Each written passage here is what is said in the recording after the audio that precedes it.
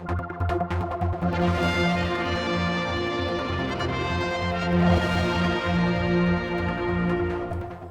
with the sad news earlier this week about Terry Cringle dying, I thought this would be a good chance to reminisce a bit with people who knew him really well. So we have a three-way here. We've got Colin Brown, who was news editor many years at Manx Radio. Many years ago as well.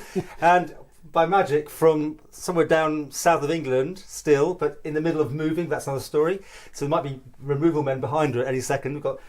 We know Sheena Mackay, Sheena Kaighin now. Hello, Sheena. Hello there. Hi to you both. You're looking very space age there with yours. There's that thing on. Who would like to kick this off? I mean, Terry was so much to do with the media of the Isle of Man, wasn't he? I mean, his starting block was obviously the print. Then he got into the radio and television. Yes, he'd been working away, and then he came back to the island, and I think he started at the Examiner for a while, and then he left to set up, I think, his own news service. And that led to him going to Manx Radio. He was the first reporter for Manx Radio. The news was taped. This is before your time, Sheena. It went out 1:15 the hour. Do you remember? They were taped up. Was that in your time or before? I don't remember. But not to interrupt, people would go to the BBC on the hour, so they decided to put the news out at 1:15. Yes, I think that was just before my time. Yeah. And my time, I think, was on the hour and half hour, wasn't it, Sheena? Yeah. That's right. Yes, it was. We've got, by the way, these great pictures we can start showing, which I filmed on a video camera the size of a small planet in 1982. So that makes it 40 years old this year, exactly. So we'll see young Mr. Brown, young Sheena, and bits of me as well. But obviously, and in there is Terry. The newsroom, it's hard to describe to people these days. I mean, it was the centre of news on the Isle of Man, because if you wanted it up to date, what's going on, Manx Radio was the place. Well, when I joined, Terry and Alan were already there, and I joined, when would it be, early 70s, I suppose. And in those days, there were just the three of us, so we did everything. We covered all the local commissioners, or we did all the courts ourselves, Tynwald, House of Keys, everything. It was just the three of us. Three people, amazing. Yeah, and I don't think they do commissioners' meetings now, do they? No, but it's done different ways, isn't it? Because there's this extra BBC position, I think, that covers things like that. Yeah. Sheena, when did you come on the scene? So I came on the scene in 1980, and Colin was there along with Alan Bell and Terry. And of course, I was a junior reporter, and Colin actually hired me. I don't know if you remember, Colin, but you told me that I interviewed you. I've always remembered that. I can't believe that. The thing was, I think, that joining as a young, very wet behind the ears reporter was the wealth of experience that there was with Colin and Terry and Alan, and to learn from all three of you definitely got me my fantastic start in radio reporting. And I used to go out and about a lot with Terry and Alan in those days. Colin, you were the news editor, so you used to stay behind and run operations. But I was always going, particularly in the early days, out shadowing them to wherever they were going. Well, I remember literally making you read the headlines one afternoon to get you into the swim of reading news. You remember that? You didn't want to do it. Yeah, well, of course, I do remember it. You held it off for days and I said, you've got to do it.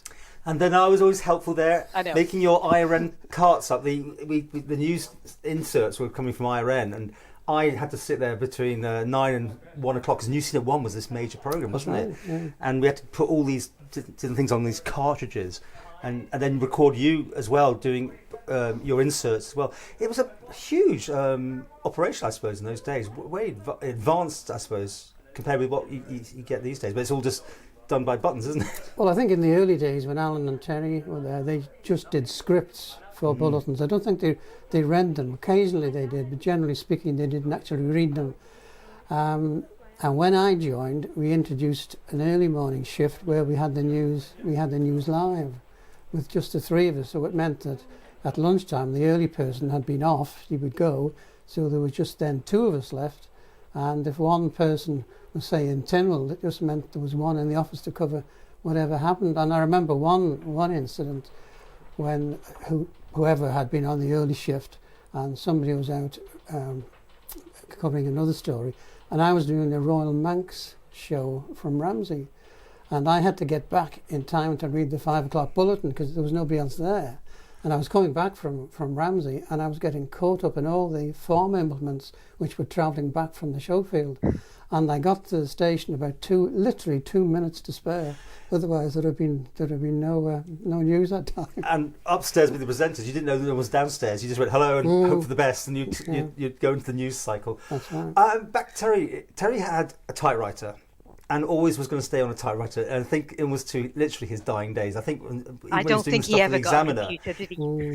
He would send it in, and they had to rewrite it. Well, I think latterly they got him into I think it was using a computer. It was a long process, wasn't it? But Alan told me when he started with Terry, they had this tiny office next to reception. In fact, they put up a plasterboard screen between reception and what was the newsroom, and there was virtually nothing in the newsroom. There's no tables or anything. So Alan prevailed on his wife to loan him a Formica table, which he brought in from the house and used that in the newsroom. And when I joined, it was pretty similar. It was a tiny little office. You were falling over yourself.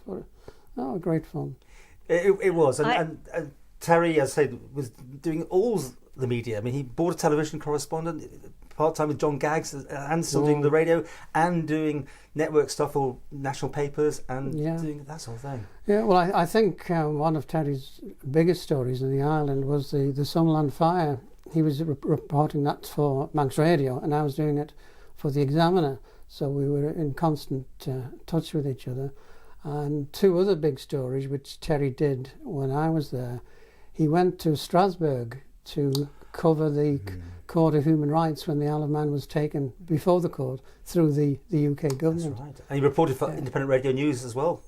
Because I was in the UK listening to Terry Cringle on LBC or something. Yeah. It was a big story. That was quite an achievement. And another thing I remember Terry doing, do you remember when the link span broke free? Had you started at Manx Radio? Oh, yes. Yeah, that was a sight from top of his head. You could see it, couldn't you? I mean, and the heroics of Captain Andrew Douglas. Yes. And yes, Terry was down reporting on that. Have you got a favourite story, Sheena? Terry's time? Well, let me tell you one of my biggest memories about Terry is Colin saying, "Can you go to the High Bailiff's Court or some other exciting venture with Terry?" And my heart would sink. And it wasn't because I didn't love going out with Terry, the reporter. It was because he had an MG. He loved sports cars, probably until the day he died. Yes, my abiding picture of him, I think, is him in his sports car with the top down, come rain, hail, or snow most of the time.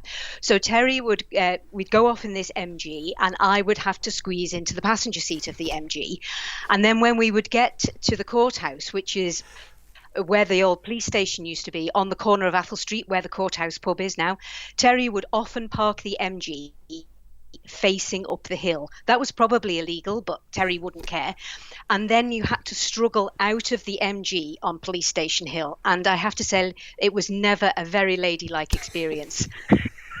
So that's one of my, when I think of Terry, I think of him in that MG. Yeah. His sports cars were his pride and joy. That's right, he loved his sports cars. Yes, they were. Loved his Morgan. In the summer, he would take the top down and drive off. A question to both of you, start with you, Colin. How do you think he'll be remembered? I think he'll be remembered as a consummate journalist, both newspaper and radio, and also I think his columns will live on because and the nostalgia stuff was amazing as well. Yeah, and that he used to write for quite a lot of publications, and I know my wife told me she worked for the Manx Blind Welfare Society, and she was the volunteer coordinator latterly. And she said that they did the recorded news service for the blind. And she said a lot of their clients would ask specifically if somebody could read over Terry's column because they enjoyed it. They enjoyed it so much. Sheena?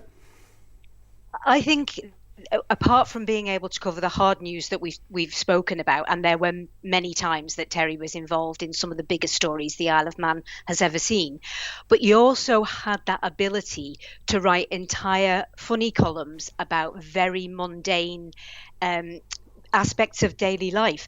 I remember once he wrote about how you actually softened the butter when you were on the Manx Airlines flights to London on the red eye, and he made a huge column out of this and got a lot of people commenting as well about how they actually used to soften their butter to be able to butter the roll that you got with your fully cooked breakfast with Manx Airlines. So he also had that ability. And I always think about Terry as I think he was before his time, because a lot of modern people blog and do that kind of thing where they make entire blogs out of little, and also in newspaper magazines, Sunday magazines, you see that all the time. But he was at the forefront of that.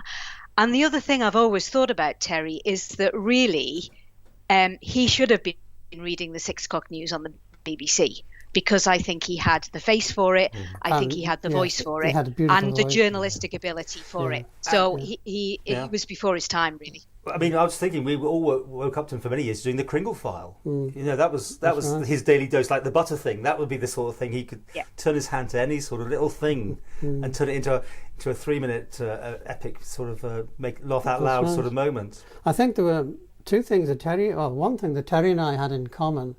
I was the first journalist to go aboard Radio Caroline when it anchored in Ramsey Bay in the 1960s, and I think Terry was the last reporter to be aboard before it sailed off into the sunset. Quite a few national journalists used to claim that they were the first or they were the last, but in reality I was the first and Terry was the last. I didn't know that for a fact. I didn't know that. That's a nice story. Just good times. And we're hoping to do a series of programmes, by the way, near Manx Radio's next birthday, which will be the 60th, whatever it is. 64? Yes. 2024. But, you know, I'm hoping that we can get everyone together to do... Because there's so much stuff that people won't understand today, almost, that how radio was done in those days. And Manx Radio was really held together by bits of string sometimes. But to put out a polished production 99% of the time... was something else, wasn't it? Unless you drop your carts on the floor before going into the newsroom, which was known. That happened quite a lot. Or water being spilt over all the news scripts just before going on air. Do you remember that one? Were you there then? Yeah. Oh yes. And, all of these stories. These pictures we were showing, the highest bit of technology you had in the newsroom was a TV that had CFAX. Yes, wasn't it? That was the only way we get the up to date breaking news story. That it's incredible, isn't it? How things have changed. Anyway, I think probably Terry would most likely like everyone to just raise a glass for him, probably, because that would be Terry's thing, wouldn't it? A nice glass of red for him, wouldn't it? Absolutely. I think. Yeah. Glass of anything. Yeah. On that note, we'll leave it. Thank you very much to my guests for talking about Terry Cringle, who sadly passed away this week actually, at age 91. It's good innings, and all the details about the funeral will be no doubt published very soon.